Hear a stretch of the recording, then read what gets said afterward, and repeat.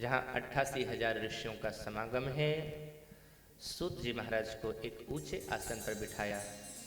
शौनक समस्त महात्माओं का प्रतिनिधित्व करते हुए हाथ जोड़ करके प्रश्न पूछते हैं। भागवतकार नैमिषे शूतमासीनम अभिवाद्यम महामतिम कथामृतरसास्वादु कुशलम सौनको ब्रवीत। श्लोक पर ध्यान देना। शब्द भागवतकार क्या लिखते हैं? कथामृत रसास्वाद कुशलम। कथामृत के रसास्वादन करने में कुशल हैं। और साहब, कथा का कुशल श्रोता कौन है? जो कथा को विज्ञ बन के नहीं बल्कि अज्ञ बन करके सुने। ये महात्मा हैं, पहले भी कथा सुन चुके हैं, लेकिन यहाँ पर इनके लिए कहा गया है कि ये कुशल हैं क्योंकि ये कथा श्रवण करने की इच्छा रखते हैं और श्रवण करना चाहते हैं। इसलिए प्रश्न इस प्रकार का ऐसा है, उस प्रश्न को सुन करके ही लगता है कि ये कुशल श्रोता है।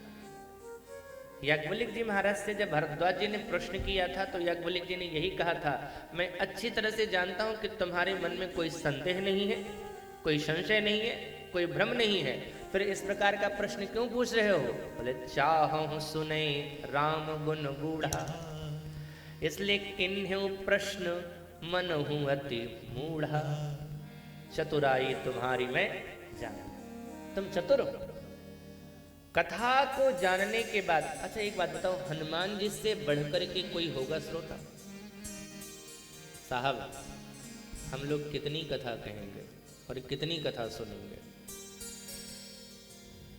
मैंने जब से कथा करनी शुरू करी है लगभग 500 कथाएं तो हो गई होगी साहब। 15 साल एक बहुत बड़ी अवधि होती है कथा करते करते। तो हम कितनी कथा कहेंगे? 1000 कथा, 2000 कथा। छोटी सी आयु है, उसमें कितनी कथा कहे सुन लेंगे। लेकिन हनुमान जी महाराज बहुत दिन से कथा सुन रहे हैं, लेकिन देखो जब भी कथा सुनते हैं ना, विज्ञ बन करके नहीं अज्ञ बन करके सुनते हैं। और उनका ध्यान क्या किया गया है? यत्र यत्र रघुनाथ कीर्तनम तत्र तत्र कृतमस्तकांजलिम वाष्पवारि परिपूर्ण लोचनम मारुतिम नमत राक्षसांतकम। साहब, कुशल श्रोता वही है जो संसार को भुला करके, अपने आप को भुला करके ठाकुर जी के चरणों से प्रेम करने के लिए कथा सुने। क्योंकि अगले शब्द पर ध्यान देना, उन्होंने कहा है माया मोह निराशस्य वैष्णवे क्रियते कथा। ये वैष्णव लोग अपने जीवन से माया मोह को हटाते कैसे हैं? यानी कथा का मूल उद्देश्य क्या होना चाहिए? पूजा का या कथा का मूल उद्देश्य ये नहीं कि सुख संपत्ति घर आवे, कष्ट मिटे तन का, ओम जय जगदीश हरे। हम लोग साहब पूजा इसीलिए करते हैं। हमारे सदगुरुदेव कहा करते थे, बहुत सुंदर भाव, भगवान का भजन भगवान का बन के भगवान के लिए करना चाहिए। भगवान का भजन करो, लेकिन भगवान का बन करके और भगवान के लिए करो। हम भगवान का भजन करते हैं, दुनिया का बन के करते हैं और दुनिया के लिए करते हैं। कभी कभी तो मैं भी फंस जाता हूँ। सुख संपत्ति घर आवे, कष्ट मिटे तन का। मैं भी किसी के घर में जाता हूँ तो बात, महाराज जी, हाँ जी, बोले हमारे शरीर के हमारे घर के जितने रोग कष्ट हैं सब लेते जाना। हमने कहा ले जाने के लिए मैं ही मिला था, और अगर मैं ले जाऊंगा तो मेरी हालत क्या होगी? रोज कथा करनी रहती है। एक कथा पूरी नहीं हुई, दूसरी कथा फिर शुरू होती है। कल तक कर रहा था आजमगढ़ में, आज यहाँ है, 18 को यहाँ पूरी होगी, 19 से फिर अयोध्या जी में है। तो रोज तो मुझे कथा ही करनी है, तो फिर अगर मैं अस्वस्थ हो गया तो क्या हो जाएगा? लेकिन साहब, ठाकुर जी की पूजा ठाकुर के लिए करना चाहिए, दुनिया के लिए नहीं करना चाहिए। कुशल वही है जो ठाकुर जी के लिए कथा सुनता हो। ध्यान रखना, मैंने अभी निवेदन किया श्रोताओं का तो श्रोता एक दो तरह के और भी होते हैं। एक श्रोता होते हैं कृष्णार्थी और एक श्रोता होते हैं अर्थार्थी। एक जो होते हैं कथा सुनते हैं भगवान के लिए सुनते हैं कि भगवान के प्रति प्रेम बढ़े, और दूसरे श्रोता ऐसे होते हैं जरा घर का व्यापार पार से बढ़िया चले, घर की स्थिति अच्छी हो जाए, बच्चे अच्छे हो जाए, ये अर्थार्थी हो गए। तो ऐसे श्रोताओं के लिए जानते हो वक्ता का वर्ण कैसा करना चाहिए? जो अर्थार्थी श्रोता है वो अर्थार्थी वक्ता का वर्ण करे। पंडित जी के बुलावे जो पैसा को महत्व देते हैं, उनसे कथा सुनोगे आनंद आएगा। लेकिन अगर कृष्ण प्रेम के लिए कथा सुनना चाहते हो साहब, तो किसी संत महापुरुष को बुला करके सुनो। वो खुद प्रेम में डूबे हुए हैं और विश्वास मानना तुम्हें भी प्रेम में डुबा देंगे। जलेबी होती है ना, रस से भरी होती है, रसगुल्ला रस से भरा होता है, और जो खाता है ना उसके मुंह में रस ही रस भर जाता है। तो ऐसे जो व्यक्ति, जो महापुरुष भगवत रस से भरे हैं, भगवत रस से संयुक्त है ना, अगर उनके मुखारविंद से कथा श्रवण करोगे तो आपके जीवन में भी रस भर जाएगा। ठाकुर जी ऐसे महापुरुषों के हृदय में विराज रहे होते हैं, और ठाकुर जी के हृदय में, ठाकुर जी के गले में कमल की माला, तुलसी की माला रहती है। और जब ऐसे महापुरुष बोलते हैं ना साहब, तो उनके मुख से कमल और तुलसी दल की खुशबू निकलती है, जो श्रोताओं के हृदय को बहुत भावन लगता है, और उनके हृदय में ठाकुर जी विराज जाते हैं। सौनक जी महाराज ने सूत जी से निवेदन किया है, अज्ञान के विध्वंस करने के लिए आपके शब्द करोड़ों सूर्य के समान है। संसार का अंधकार सूर्य विनाश कर सकता है, लेकिन मनुष्य के जीवन में जो अज्ञान का अंधकार है उसको विनष्ट नहीं कर सकता। उसको विनाश करने के लिए तो आपके जैसे गुरुओं के शब्द ही है। तो महाराज मेरा निवेदन यही, सुताख्या ही कथा सारम मम कर्ण रसायनम। आप कथा का सार सुनाए मुझे। अब जो सुनना चाहता हूँ मैं, वो कथा का सार सुनना चाहता हूँ, और इस तरह से सुनाना जो मेरे कानों के लिए औषधि के समान हो। तो किसी ने कहा सौनक जी से, आपका कान खराब है क्या, जो कान की दवाई मांग रहे हो? रसायन शब्द का प्रयोग किया। रसायन शब्द आता है चिकित्सा जगत में, रस, भस्म, ये सब जो चर्चा, ये सब शब्द है ना, वो चिकित्सा जगत का है। तो रसायन शब्द का प्रयोग किया है कि आप जो मुझे कथा सुनाए वो मेरे कानों के लिए रस के समान हो, रसायन हो गए। तो महाराज किस लिए इस औषधि की मांग कर रहे हो? संतों का बड़ा सुंदर भाव है। हमारा जब तन अस्वस्थ होता है तो तन के अस्वस्थता को दूर करने के लिए हम किसी औषधालय में, चिकित्सालय में, किसी मेडिकल स्टोर में जाते हैं, वहाँ से औषधि लेते हैं, मुंह से खाते हैं, शरीर हमारा स्वस्थ हो जाता है। लेकिन तन के साथ साथ एक भीतरी मन है, वो भी अस्वस्थ होता है, लेकिन उस पर हम ध्यान नहीं देते। हमारा तन खराब होता है तो खूब ध्यान देते हैं, रोज नहाते हैं, रोज साफ करते हैं, रोज नए कपड़े प्रेस कर करके पहनते हैं, लेकिन मन साफ है या नहीं इस पर ध्यान ही नहीं जाता है। अच्छा, तन की बीमारी का लक्षण क्या है? उदर पीड़ा हो, मस्तक पीड़ा हो, हाथ पैर, ये सब पीड़ा। एक बात और, अगर घर के व्यक्ति आपके पास भोजन की थाल लेकर के आवे, पत्नी, और कहे कि भोजन कर लो, इच्छा नहीं है, दोपहर में फिर पत्नी देवे, नहीं अभी भी मन नहीं कर रहा, रात में फिर पत्नी लेकर के आवे, सुनो जी सुबह भी नहीं खाया था, दोपहर को भी नहीं खाए हो, हमारी चिंता बढ़ रही है, खा लो। आप कहोगे नहीं भाई तू जबरदस्ती मत कर, खाने का मन नहीं कर रहा। इसका मतलब क्या है? नहीं खाने के बाद भी दिन भर से आप खाए नहीं हो, फिर भी आपका मन खाने का नहीं हो रहा है, इसका मतलब कि आपका तन बीमार है। भोजन अच्छा न लगे साहब तो समझना कि तन बीमार है, और ठाकुर जी की कथा और भजन अच्छा नहीं लगे तो समझ जाना मन बीमार है। ये है मन की बीमारी का लक्षण। ठाकुर जी की कथा अच्छी ना लगे, ठाकुर जी का भजन करना अच्छा, कई लोग कहते हैं मन नहीं लगता। कैसे लगेगा मन भजन में? मन तो बीमार है, और ये बीमार मन कैसे भजन करने देगा? उसको तो दवाई चाहिए। तो दवाई कहाँ मिलेगी इस मन को स्वस्थ करने के लिए? किसी मेडिकल स्टोर में नहीं मिलेगी। ये स्टोर जो खुला है ना, यही स्टोर है इसका। और यहाँ व्यासपीठ से जो शब्द कहे जाते हैं यही दवाई है। और उस औषधि को खाई जाती है मुंह से, लेकिन इस औषधि को खाई जाती है कान से। यहाँ से खाओगे, यहाँ जो मन है वो दूषित मन साफ हो जाएगा। इसीलिए सौनक जी ने कहा सुताख्या ही कथा सारम मम कर्ण रसायनम। अच्छा, जो आप कथा सुनाएंगे वो कैसा लाभ देगा? बोले भक्ति ज्ञान विरागाप्तो विवेको वर्धते महान। भक्ति बढ़े, ज्ञान बढ़े, वैराग्य बढ़े।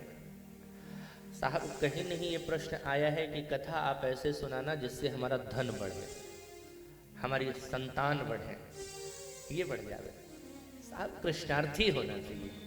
कृष्ण को प्राप्त करने के लिए, भक्ति को प्राप्त करने के लिए, ज्ञान को प्राप्त करने के लिए, वैराग्य को प्राप्त करने के लिए ठाकुर जी की कथा को सुनो। और मूल बात, इन सब से भी, भक्ति से भी, ज्ञान से भी, वैराग्य का भी लक्ष्य क्या है? भगवान।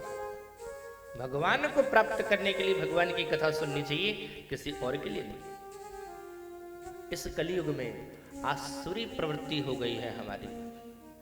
आज स्थिति क्या है? अगर सदकर्म करने के लिए कहा जाए तो ऐसे लगेगा जैसे कि पानी से मछली को बाहर निकाल दिया जाए तो कैसे मछली तड़पती है, ऐसे हमारा मन तड़पने लगता है। अगर कहा जाए झूठ नहीं बोलो महाराज जी, काम को नहीं चलो बिना झूठ के,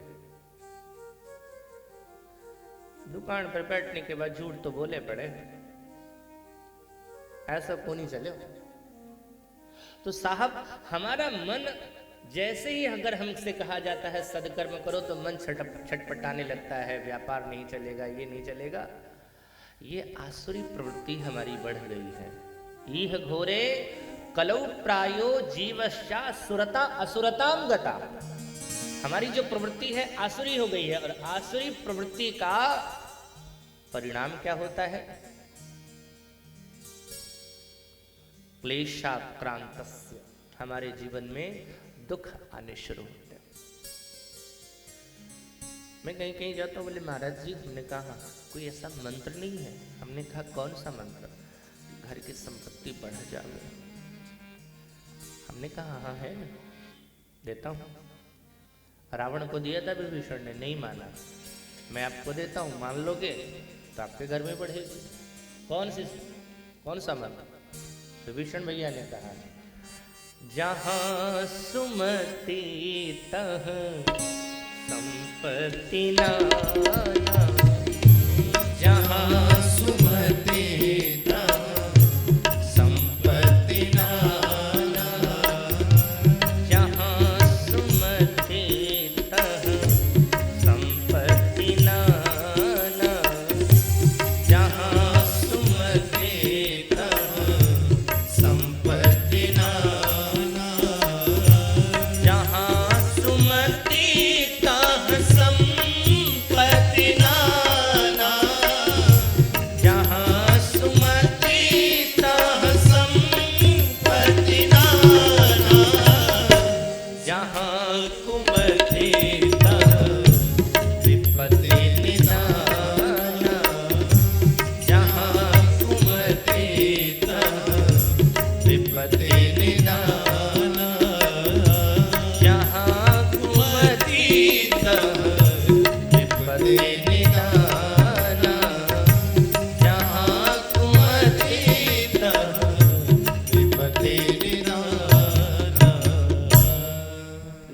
मंत्र लोगों को अच्छा नहीं लगता। जहाँ सुमति होगी वहीं संपत्ति होगी, सच्चाई है। जहाँ कुमति होगी यहीं विपत्ति होगी, लेकिन इस मंत्र को नहीं एक्सेप्ट नहीं लोग करते। भागवत में स्पष्ट है, अगर हमारी आसुरी प्रवृत्ति हो गई है तो क्लेशाक्रांत हो जाएंगे। तो कहा है शौनक जी महाराज ने, क्लेशाक्रांतस्य तस्यैव शोधने किम परायण। ऐसे जीवों को उस दुख से बाहर कैसे निकाला जाए। आप वो शब्द कहिए कि जो क्लेशाक्रांत जीव हो गए हैं उनको बाहर निकलने के लिए रास्ता मिले। प्रभु, चिंतामणि लोक का सुख दे सकती है, कल्प वृक्ष स्वर्ग की संपत्ति दे सकती है, लेकिन भगवत कृपा और भगवत साक्षात्कार तो आपके जैसे सद्गुरु की जब कृपा होती है तभी प्राप्त होती है। प्रयक्षति गुरो प्रीति वैकुंठम योगी दुर्लभम। वैकुंठ योगियों के लिए दुर्लभ है, लेकिन आपके जैसा सद्गुरु मिल। साहब एक बात ध्यान देना, शौनक जी कई हजार वर्ष की उम्र के हैं और सूत जी बहुत कम अवस्था के हैं। इतने सारे महात्मा हैं, किसी को नहीं कहा गुरु, लेकिन इस कम उम्र के बच्चे को, एक महात्मा को कह दिया आप हमारे गुरु हैं, जबकि दीक्षा तो दी नहीं थी। सूत जी महाराज ने शौनक जी को कोई दीक्षा नहीं दी थी, लेकिन कहा कि आप हमारे गुरु जी हैं। ध्यान देना, जो हमें भगवान से जोड़ने का काम करे, जिनके शब्द हमें भगवान से जोड़ दे में साहब, वही हमारे गुरु हैं, जो भगवान से जुड़ने का। मैं सदैव इस बात को कहता रहता हूँ, आपका हितैषी वो नहीं है जो आपको मनाली ले जाके घुमावे, आपका हितैषी वो नहीं है जो लखनऊ के मॉल में ले जाके घुमावे, आपका हितैषी वो नहीं है जो सिनेमा हॉल में घुमा देवे, आपका हितैषी वो नहीं है जो किसी अच्छे रेस्टोरेंट में ले जाके खिला देवे, सिनेमा में बिठा देवे, वो आपका हितैषी नहीं है। बल्कि आपका हितैषी वो है जो कोई अयोध्या आपको या वृंदावन पहुंचा देवे, वो आपका हितैषी है। ला करके कथा में बिठा देवे साहब, वो आपका हितैषी है।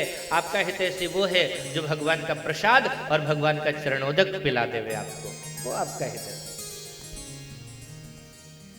गुरु वही है जो ठाकुर जी से जोड़ देते। इसलिए कहा प्रयक्षति गुरु प्रीति वैकुंठ योगी दुर्लभम। योगियों के लिए भी दुर्लभ होता है वैकुंठ, तो आप हमें बताएं। शौनक जी महाराज से प्रश्न को सुना है, सूत जी महाराज ने सो कहा सावधान होकर के सुनना, ध्यान रखना। कहीं भी कथा जब सुनाई जा रही है तो शब्द आता है सावधान होकर के सुनो। सावधान सुन सुमुख सुलोचनी भरत कथा भवबंध विमोचनी। भगवान शिव ने माता पार्वती से कहा। भगवान राम भी जब लक्ष्मण भैया को कथा सुनाना चाहते हैं तो कहते हैं तात सुनहु सादर मन लाई। सावधान होकर, क्योंकि असावधान होकर के जब सुनोगे ना तो एक बात का ध्यान देना, अदृढ़म च हतम ज्ञानम प्रमादेन च हतो श्रुतम। प्रमाद में यानी असावधानी पूर्वक श्रवण की हुई कथा बेकार हो जाती है। मंत्र का जाप कर रहे हैं और संदेह अगर है साहब तो संदिग्धो ही हतो मंत्र। संदेह करके अगर मंत्र का जाप कर रहे हो तो आपका जाप व्यर्थ है, और व्यग्र चित्त से किया हुआ जाप भी व्यर्थ है। इसलिए प्रमाद में नहीं सुनना चाहिए। मैं कई बार इस बात को कहता रहता हूँ कथा में कि कथा साहब मनोरंजन के लिए नहीं है। मनोरंजन करना है तो बहुत सारे साधन है, कथा तो आत्म कल्याण के लिए। हमारा कल्याण कैसे हो जावे उसके लिए, मनोरंजन के लिए कथा है भी नहीं। बताया कि आपने जितना प्रश्न किया है उन समस्त प्रश्नों का अगर उत्तर लेना चाहते हैं तो उसका एकमात्र उत्तर है काल ब्याल कराल मुख ग्रास त्रास निर्णास हेतवे श्रीमद्भागवतम शास्त्रम कलौ कीरेन भासितम। व्यक्ति जो है काल रूपी सर्प के मुंह का ग्रास है, और हर व्यक्ति मौत के डर से डरता रहता है। उस डर से बचने के लिए अगर एकमात्र कोई साधन है तो वो है भगवान की कथा। भागवत शास्त्र ही है जो कलौ किरेन भासितम। कलौ किरेन शब्द का प्रयोग हुआ। कलयुग में उस कथा के लिए कहा गया जो कीर ने कहा है। कीर माने किरेन माने सुकेन भाषितम। शुक ने जिसे कहा, कीर शब्द का प्रयोग किया है। कीर शब्द का प्रयोग इसलिए किया कि तोता बोलता है, मनमुखी नहीं बोलता है, बल्कि जो सुनाया है, जो पढ़ाया है, जो सिखाया है, वही बोलता है। तो सुखदेव जी ने वो कथा करी है जो परंपरा से चली आ रही है। परंपरा से कथा जो कही जावे साहब, जो परंपरा की कथा है उसको कहना चाहिए। हाँ, समझाने के लिए दृष्टांत देना जरूरी होता है, मन लगा लेने की भजन कीर्तन जरूरी होता है, लेकिन मूल कथा की वस्तु को पकड़ करके ही रखना चाहिए। कलौ किरेन भासितम, लेकिन ये भागवत इतनी आसानी से नहीं मिलते। जन्मांतरे भवेत पुण्यम तदा भागवतम लभेत। हमने कह तो दिया कि भागवत ही समस्त साधनों से का साधन है, सर्वोत्तम उपाय अगर कोई है तो वो भागवत, लेकिन इतनी जल्दी मिलती नहीं भागवत। जन्म जन्मांतर कल्प कल्पांतर का जब पुण्य होता है तभी भगवान की कथा प्राप्त होती है, अन्यथा कथा प्राप्त होना संभव नहीं। आप कहेंगे कथा तो बहुत आसानी से मिल गई। साहब, ये मिली नहीं है। कथा मिलना तब कहलाएगी जब कथा आपके जीवन में उतर जाए। चोरी करके भी कोई मोटरसाइकिल लेकर के आता है और खरीद करके भी मोटरसाइकिल उसके पास है। मोटरसाइकिल दोनों स्थिति में, लेकिन चोरी की हुई मोटरसाइकिल को वो बाहर ले नहीं जा सकता। खरीदी हुई मोटरसाइकिल को दिखा भी सकता है, बता भी सकता है, चला भी सकता है। चोरी की हुई मोटरसाइकिल निकालेगा तो हमेशा डर बना रहेगा। ऐसे ही कथा में बैठ जाने से बात नहीं बनेगी साहब। कथा में बैठना महत्वपूर्ण नहीं है, बल्कि महत्वपूर्ण यह है कि कथा हमारे अंदर बैठ रही है कि नहीं बैठ रही। लाइटें जब जलती है, यहां तो नहीं है, चलो, लाइटें जब चलती है तो बहुत सारे कीड़े भी आ जाते हैं। उन कीड़ों को इस कथा से क्या लाभ मिल रहा है? कथा में तो वो भी बैठे हैं। कथा जब हमारे हृदय में उतर जावे, आचरण में उतर जावे, तभी मानना चाहिए कि कथा हमें मिली, अन्यथा नहीं। सच कहता हूं, पूरी जिंदगी गुजार दिया साहब कथा मंच पर ही बैठ करके। मैं ऐसे लोगों को भी जानता हूं, पूरी जिंदगी गुजर गई, 40-50 साल कथा मंच पर ही गुजार दिया उन्होंने। कथा प्रवक्ता के साथ साथ रह करके, लेकिन कथा का 2 सूत्र भी जीवन में उतरा हुआ नहीं था। तो क्या ऐसे कथा से लाभ? पूरी जिंदगी कथा मंच पर गुजार दिया, लेकिन कथा के 2 सूत्र जीवन में नहीं है। ऐसे को कथा पाना नहीं कहते। कथा हमारे जीवन में उतरे, और जीवन में तब उतरेगी जब ठाकुर जी की कृपा हो। लोग कहते हैं, एक बात और, लोग कहते हैं कि पूर्वजों के कल्याण के लिए, उद्धार के लिए, उनको तरने के लिए लोग भागवत करवाते हैं। लेकिन मुझे लगता है जब उन पूर्वजों का आशीर्वाद होता है तभी वंश में किसी व्यक्ति के हृदय में भागवत की कथा करने की इच्छा भी होती है साहब। अगर आपके हृदय में भाव आया है कि कथा कराऊं, तो सच मानना कहीं ना कहीं वो पूर्वज हमारे आसपास में ही हैं और हमें प्रेरित करते हैं कि तुम कथा कराओ।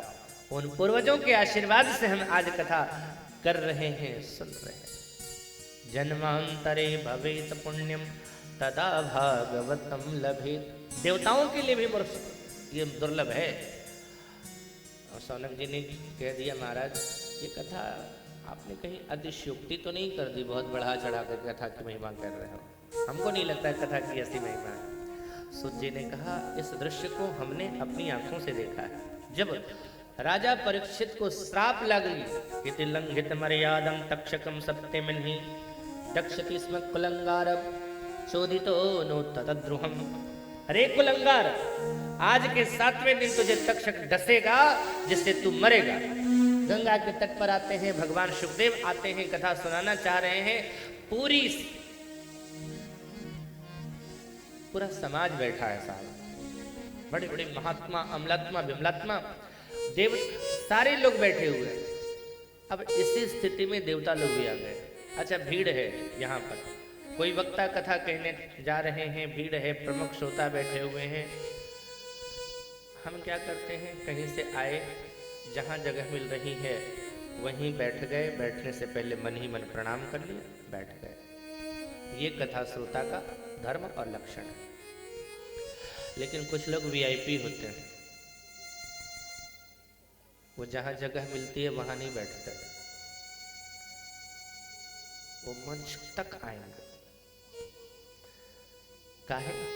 बोले व्यास जी हमको देखें और साथ में कुछ लोगों देखें कि हम आए, कुछ जाकर के माला वाला चढ़ा देगा। तो ये देवता लोग ऐसे ही थे, वीआईपी लोग थे, अपने आप को समझते थे। आए और आकर के सुखम नत्वा वदन सर्वे स्वकार्य कुशला शुरा। देवताओं के लिए भागवतकार कहते हैं कि अपने कार्य को बनाने में बड़े प्रवीण हैं, और आकर के उन्होंने प्रणाम किया और खड़े हो गए। प्रणाम कर दिया वहां तक तो ठीक है, लेकिन वक्ता के सामने खड़े रहोगे तो कथा करेगा वो। सुखदेव जी ने पूछ लिया काहे खड़े हो? बोले महाराज एक निवेदन करने आए। कौन सा निवेदन? बहुत बुरा लग रहा है, परीक्षित को श्राप लगी। भगवान ने जिनके गर्भ में रक्षा करी उनकी इस तरह की अधोगति हो गई, हमसे बर्दाश्त नहीं होता। हम चाहते हैं कि इनका कल्याण हो जावे, ये लीजिए अमृत इनको पिला दीजिए। एक बात बोलूं, हमेशा स्वार्थ से भरा रहने वाला व्यक्ति जो दिन रात अपने स्वार्थ की बात करता हो, अचानक वो आपके हित की बात करने लगे तो सावधान हो जाओ, वो कोई परमार्थी नहीं है, उसके मन में कोई योजना बन रही है। सो तुरंत समझ गए शुक्राचार्य भगवान। सो कह दिया देवगण आप लोग इतने परमार्थी तो नहीं हो, सही सही बताओ ये क्या कर रहे हो? तुम अपने प्राणों से भी ज्यादा प्यार जिस अमृत को करते हो, उस अमृत को इतना आसानी से देने के लिए तैयार हो गए किसी को? तब देवराज इंद्र ने कहा महाराज जब आप महात्मा ठहरे, अब आपसे क्या छिपाना, हम यहाँ एक व्यापार करने आए हैं, विनिमय। शाम विनिमय हो जाता, ये विनिमय है, अदला बदली है। शुक्राचार्य भगवान को बहुत आश्चर्य हुआ कि मेरे पास आया है कोई व्यापार करने के लिए, विनिमय करने के लिए, अदला बदली करने के लिए। सो कह दिया कि हमारे पास है क्या जो तू व्यापार करेगा? देवताओं ने कहा आप जिस कथा को सुना रहे हो ना, इस कथा को चल करके आप स्वर्ग में हमें सुना देना, और उसके बदले में ये अमृत इसे पिला दो बस।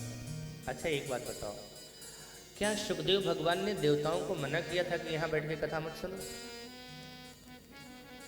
इतने सारे महात्मा बैठे हैं, सदगृहस्थ बैठे हैं, परीक्षित तो मुख्य यजमान है, इसके साथ साथ पूरा समाज है साहब, बहुत लोग हैं। किसी को सुखदेव ने भगाया क्या, मना किया तो देवता भी आकर के बैठ जाते ना, सुन लेते कथा। लेकिन वही बात, हम तो वीआईपी हैं, इनके सामने कैसे बैठेंगे, इनके साथ कैसे बैठेंगे? देवताओं को लगा कि परीक्षित मनुष्यों का राजा है और मनुष्य हमारी पूजा करते हैं, और इंद्र को लगा कि मैं तो देवताओं का राजा हूं, तो मनुष्यों के साथ बैठ करके कथा सुनूंगा क्या? अब कथा सुनने में हम इतने नीचे भी नहीं गिर जाएंगे, इनके साथ बैठ करके सुने। जो हमारी पूजा करते हैं उनके साथ बैठ करके हम कथा सुनेंगे? हम समझ गए सुखदेव भगवान कि ये कथा के अधिकारी नहीं है। ध्यान रखना साहब, जिसे प्यास होती है ना, वो पानी और गिलास नहीं देखता है। जो सचमुच में श्रोता होगा ना, वो ये नहीं देखेगा कि मुझे कथा सुनने के लिए कहाँ बैठना पड़ेगा, जमीन मिलेगी, कुर्सी मिलेगी, या वो भी नहीं मिलेगी, या खड़ा रहने के लिए जगह मिल जाए, कुछ भी मिल जाए, कहीं भी मिल जाए, हम वहीं रह लेंगे, ये सोच करके रखता है। लेकिन जिसे प्यास नहीं होगी, अगर आप जबरदस्ती उसे पानी पिलाना भी चाहोगे तो 1000 बहाने करेगा। आप उससे कहोगे पानी पी लो, वो कहेगा अच्छा। जो घर से पी के आया है पानी, वो सीधे कहेगा अच्छा पानी पिलाने का काम करते हो, पुण्य बटोर रहे हो। कहाँ का पानी? साफ जल है साहब, स्वच्छ है। वो तो ठीक है, ठंडा है? हाँ ठंडा है। घड़े में ठंडा किया है कि फ्रिज में? आप उसको बताओ। नहीं, घड़े का ठंडा है। जिस गिलास में पानी पिलाते हो उसको धुलते हो कि इसी से सबको पिला देते हो? 1000 बहाने करेगा साहब। जिसको नहीं पीना है वो नहीं पिएगा, 1000 प्रश्न कर देगा। लेकिन जो प्यासा है वो न पानी देखता है न गिलास देखता है, वो तो सीधे आता है, गिलास पकड़ता है, सीधे उठा करके पी लेता है और आनंद से भर जाता है। ऐसे ही जो श्रोता है वो कथा स्थल पर आते हैं, जहां मिल जाती है जगह, वहीं बैठ जाते हैं। शुक्राचार्य भगवान को लगा कि ये अधिकारी नहीं है, क्योंकि ये चाह रहे हैं कि मैं चलूं इनके पास कथा सुनाने के लिए, लेकिन मैं परीक्षित के सामने कथा सुनाने के लिए आया। जरा परीक्षित से भी पूछूं चाहता क्या है, उसका लगाव किससे है, कथा से या अमृत से। तो पूछ दिया क्या चाहता है, अमृत पिएगा या कथा सुनेगा। साहब, इनको कहा गया है परीक्षित, इनका नाम परीक्षित नहीं है, इनका नाम है विष्णुरात। सुखदेव ब्रह्मरात है, ये विष्णुरात है। इनको परीक्षित कहा जाता है। और परीक्षित का मतलब क्या होता है, जो परीक्षा, जिसकी परीक्षा ली जा चुकी है, जो परीक्षा में उत्तीर्ण हो चुका है, वही है परीक्षित। तो ये तो परीक्षित हैं। सो परीक्षित ने कह दिया, भगवान हमें अमृत से लेना देना नहीं, हमें तो आप कथा सुनाइए। परीक्षित को लग रहा था कि ये आकर के कथा में बाधक बने हैं, जल्दी भागे यहाँ से। कई लोग ऐसे होते हैं जो कथा श्रोता वर्ग में बैठे होते हैं, कुछ वीआईपी लोग हो जाते हैं, फिर बीच में आकर के भाषण देने लगते हैं, तो कुछ श्रोताओं को लगता है कहाँ से कथा में डिस्टर्ब करने आ गया है, भागे यहाँ से। तो ऐसे ही परीक्षित को लग रहा था कि ये देवता भागे यहाँ से, ये कथा में आकर के बाधक बन गए हैं। सुखदेव जी ने अब देवताओं की ओर देखा, मुस्कुरा करके बोले, अच्छा ये बताओ, ये अमृत का प्रभाव क्या है। इंद्र ने कहा, ये वो अमृत है जिसको पाने के लिए भगवान को एक नहीं 4 अवतार धारण करना पड़ा। अजित, कच्छपावतार, धन्वंतरी अवतार, उसके बाद भी राक्षस ले गए, तो फिर से वापस लेने के लिए मोहिनी अवतार। ये 4 अवतार धारण किया भगवान ने इस अमृत को पाने के लिए। जो पीता है अमर हो जाता है। सुखदेव जी ने कहा, अच्छा तो अमृत में अमरता का प्रभाव है। बोले हाँ, मैं जानता हूं कितना प्रभाव है इसका। बताया, श्री रामावतार में रावण जब मारा गया तो तुम ही गए थे ना ठाकुर जी के पास कि सरकार क्या सेवा करे। भगवान बोले, ये सारे वानर हमारे लड़ते लड़ते मर गए हैं, इनके घर वाले इनका इंतजार कर रहे होंगे, आपके पास अमृत है, बरसात करके इनको जिला दीजिए। इंद्र ने हाथ जोड़ करके कहा, सरकार अमृत की बरसात करेंगे तो जहाँ बंदर मरे पड़े हैं, बगल में राक्षस भी मरे पड़े, वो भी जी जाएंगे। भगवान बोले, कौन जिएगा कौन मरेगा ये मेरे ऊपर छोड़ दो, तुम तो बरसात करो खाली। इंद्र ने बरसात करी।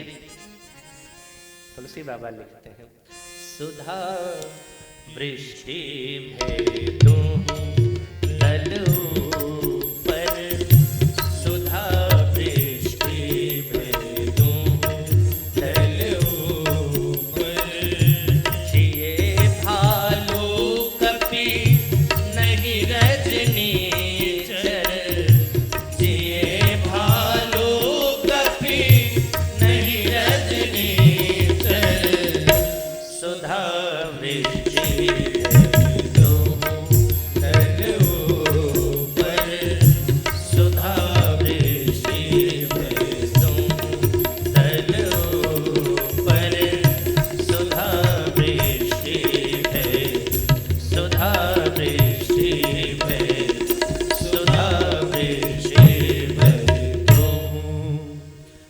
अगर अमृत में अमरता प्रदान करने की शक्ति होती तो राक्षस कैसे नहीं जीवित हुए। इसका मतलब सीधा सा संकेत है, मनुष्य का जीवन, किसी का भी जीवन तब सुरक्षित होगी जब वो चाहेगा। साहब, दवा भी तब काम करती है जब उसकी दुआ हो, तभी साथ देती है।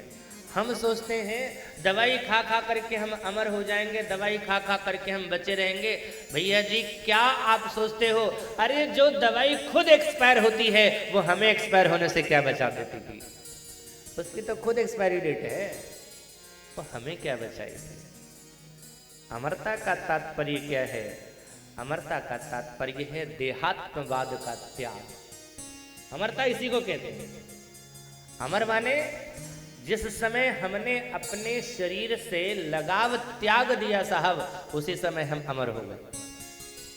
जब तक लगाव है इस शरीर से, तब तक हम अमर नहीं हैं। ये शरीर किससे बना हुआ है? अन्न से।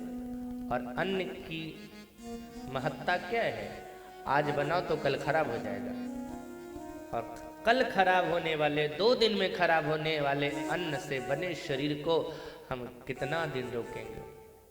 नहीं रोक सकते। इसको, शरीर को निकल के जाना है। एक दिन पिंजड़ा उड़ करके चला जाएगा, चाहे कितना भी कोशिश कर ले। शुक्र भगवान को हम यहाँ रखें, लेकिन ये जो यहाँ है ना, कुछ भी कर लेंगे रुकेगा नहीं।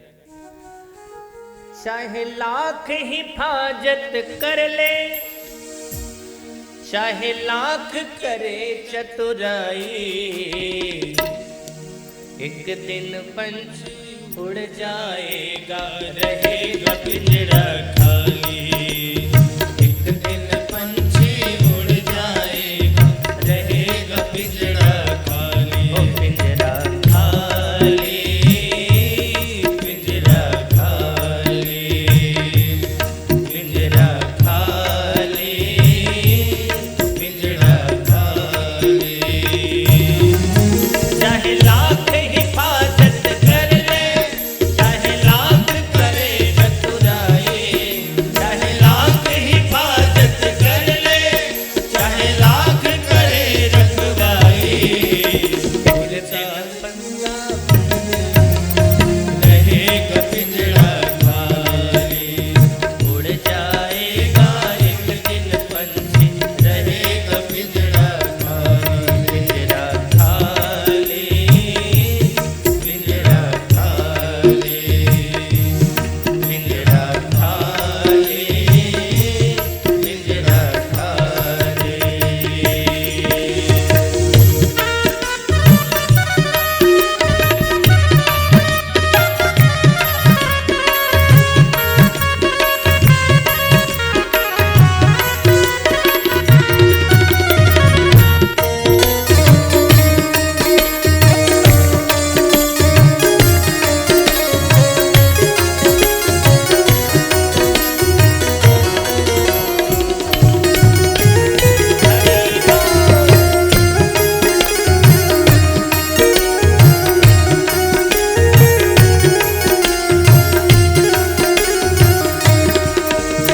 राजपाट और महल अटारी, दौलत माल खजाना।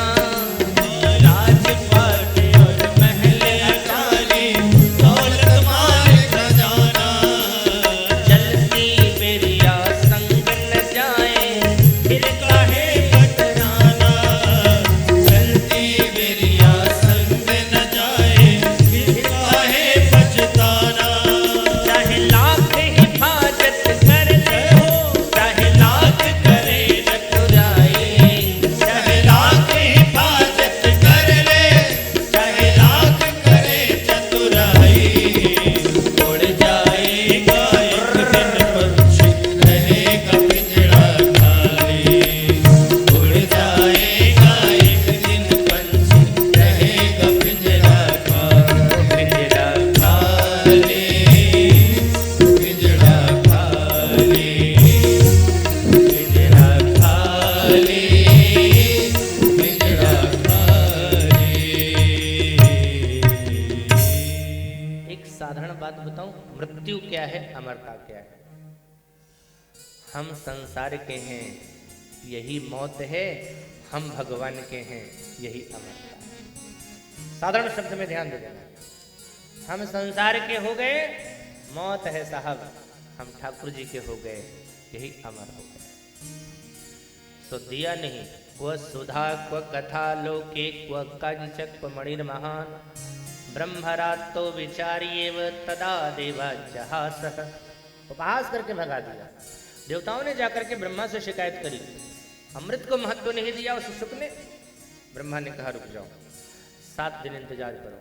7वें दिन जब परीक्षित को मोक्ष की प्राप्ति हुई तो धाता भी विस्मिता, विधाता भी आश्चर्य में पड़ गए। उनको लगा क्या भागवत में ऐसी क्षमता है। सो तराजू लिया तौलने के लिए, एक तरफ भागवत जी को रखा, दूसरी तरफ साधनों को रखते गए। एक रखा, दो रखा, चार रखा, दुनिया के समस्त साधनों को रख दिया, फिर भी भागवत पर भारी ही रहे, साधन सब हल्के रहे। एक संत कहते हैं साधन क्या, एक बार एक संत ने सोचा कि देखें कि भगवान ज़्यादा भारी हैं कि भागवत जी ज़्यादा भारी है। तो तराजू पर रख करके देखा, एक तरफ भागवत जी को, एक तरफ भगवान को। तो जो हल्का होता है वो तुला कहाँ जाता है, ऊपर, और जो भारी वो नीचे। तो जैसे उठाया तो जिस तुला में भगवान बैठे से तो भागवत जी नीचे। भागवत जी आज भी हम ही लोग के पास में हैं, नीचे हैं, भगवान हल्के थे चले गए।